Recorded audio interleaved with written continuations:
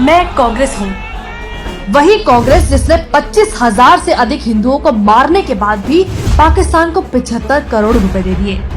मैंने देश के धर्म के आधार पर टुकड़े टुकड़े कर डाले और मेरा वोट बैंक बचा रहे, इसके लिए 3.5 करोड़ अल्पसंख्यकों को भारत में ही रहने दिया।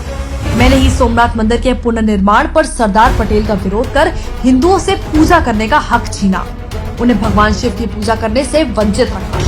मेरा क्रोध या नफरत कह लो वो इतनी बढ़ गई थी कि मैंने देश के राष्ट्रपति को भी सेवानिवृत्ति लाभ से वंचित रखा, सिर्फ इसलिए क्योंकि वो नेहरू की बात को नजरअंदाज कर सोमनाथ मंदिर की स्थापना में गए। मैंने आजादी के बाद से लेकर अब तक आरएसएस को बैन करने के लाखों प्रयास करे। वो हमेशा से मेरी आंखों में खटकते हैं, लेकिन मुझे मुस्लिम ब्रदरहुड पसंद है। मेरे ही कुकर्मों की वजह से संयुक्त राष्ट्र में भारत को दी गई वीटो पावर दुश्मन चीन के हाथों में चली गई, क्योंकि मेरी नजर में हिंदी चीनी भाई भाई हैं। मैं वही कांग्रेस हूँ जिसने हिंदू कोड बिल तैयार किया और सरदार पटेल के विरोध के बावजूद मैंने इसे केवल हिंदुओं पर प्रतिबंध लगाने के लिए पारित कर दिया। वो मैं ही थी जिसने जम्मू कश्मीर के माथे पर धारा 35 से 370 का कलंक लगाया था। मैंने AMU में मुस्लिम शब्द रखा, लेकिन BHU में हिंदू शब्द के इस्तेमाल का विरोध किया।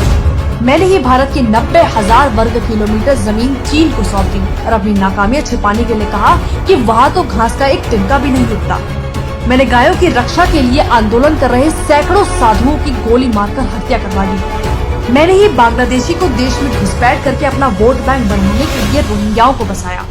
मैंने न केवल हमारी सेना द्वारा जीते गए भारत के अहम हिस्से POK को वापस उपहार में दे दिया, बल्कि पाकिस्तान की जेलों में बंद हमारे 54 बहादुरों की परवाह किए बिना पकड़े गए पाकिस्तान के 93,000 सैनिकों को भी लौटा दिया, क्योंकि बुज़दिली तो मुझे मेरे बड़ों से विरासत में मिली है।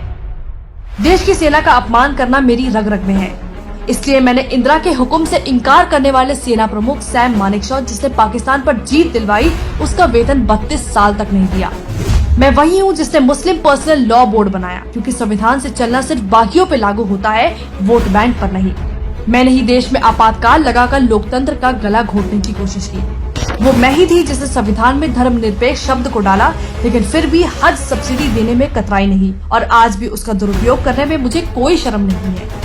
वो मैं ही थी जिसने 30,000 से ज्यादा सिखों को बेरहमी से कत्लेआम करवाया और उनके गुनहगारों को बचाए रखा। गरीबी हटाओ का नारा देकर देश को गरीब बना दिया और देश का सोना गिरवी रखवा दिया। मैंने ही वक्फ एक्ट में संशोधन कर इसे इतना शक्तिशाली बना दिया कि आज आपकी जमीन कभी भी आपके ही हाथों से जा सकती है और आप कुछ कर भी नहीं पाओगे। मैंने परमाणु का विरोध किया, सेना को कमजोर रखने की मेरी मेहनत पर पानी जो फिर जाता। मैंने रिमोट कंट्रोल PM बनाया, उसकी आड़ में लाखों करोड़ों के घोटाले किए। देश में पाकिस्तानी आतंकियों ने 3 दिन तक कहर मचाया, लेकिन इल्जाम लगने से बचने के लिए मैंने RSS को अपना टारगेट बनाया और हिंदू आतंक को जन्म दिया। वो मैं ही थी जिसने देश से छिपकर चीन के साथ MOU साइन कर अपने ही देश की कमर में छुरा घोंपा था। मैंने ही कोर्ट में हलफनामा देकर कहा कि श्री राम काल्पनिक है और राम सेतु को तोड़ने की कोशिश की।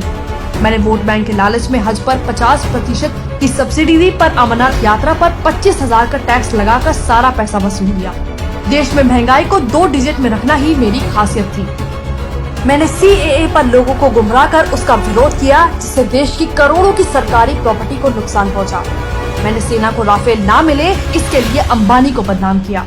मुझे अपने अस्तित्व को बचाने के लिए चुनाव का ढोंग करना पड़ रहा है, क्योंकि कुछ लोगों को परिवारवाद पसंद नहीं। मैं कांग्रेस हूँ, मुझे नफरत है इस देश से, इस देश के हिंदुओं से। इसलिए मैं चाहती हूँ कि मुझे सत्ता में एक और मौका मिले, ताकि मैं हिंदुओं का इस देश से पूरी तरह विनाश कर पाऊँ।